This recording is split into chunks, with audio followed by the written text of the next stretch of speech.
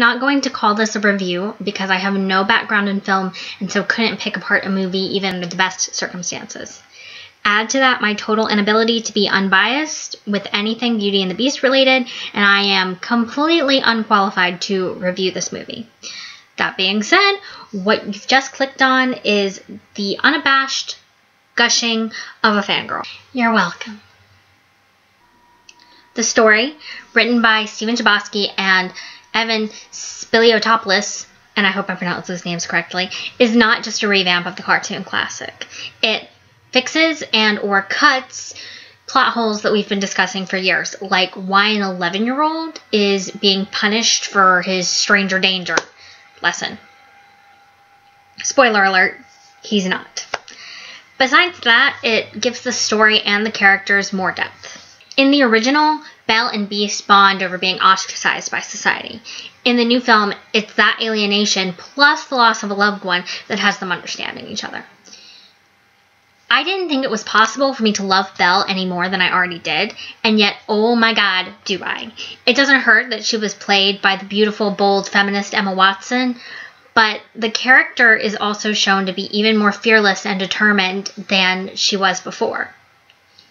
As for Beast, I never had any strong feelings for him either way, but the live-action movie shows us exactly why Belle fell in love with him. He's shown to be funny, intelligent, even kind once he learns to control his temper. And basically, it proves that he's her perfect match.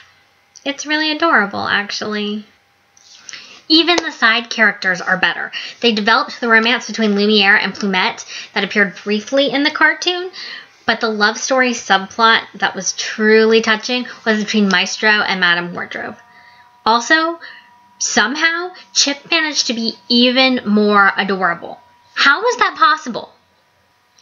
And then there's LeFou.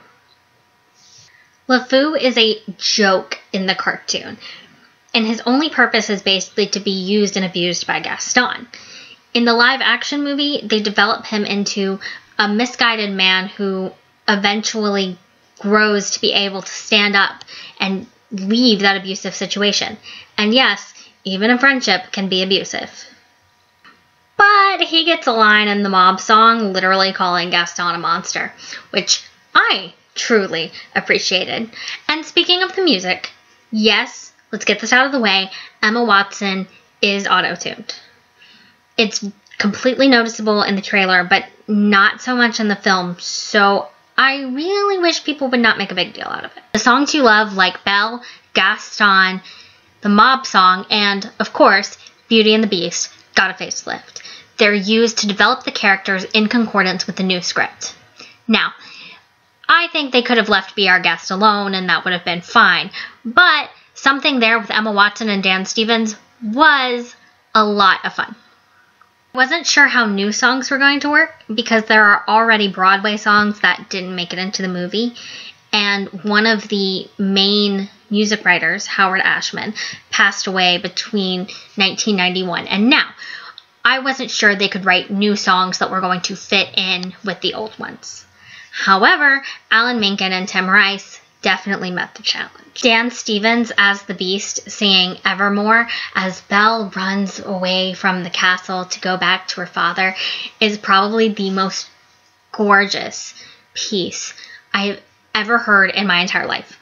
You have to go listen to it. Ignore the Josh Groban version. Just listen to the Dan Stevens version. It's beautiful. My major concern going into this movie was the dress. You know what dress I mean. The ball gown. The beautiful gold ball gown. I saw pictures of it, and it wasn't what I wanted.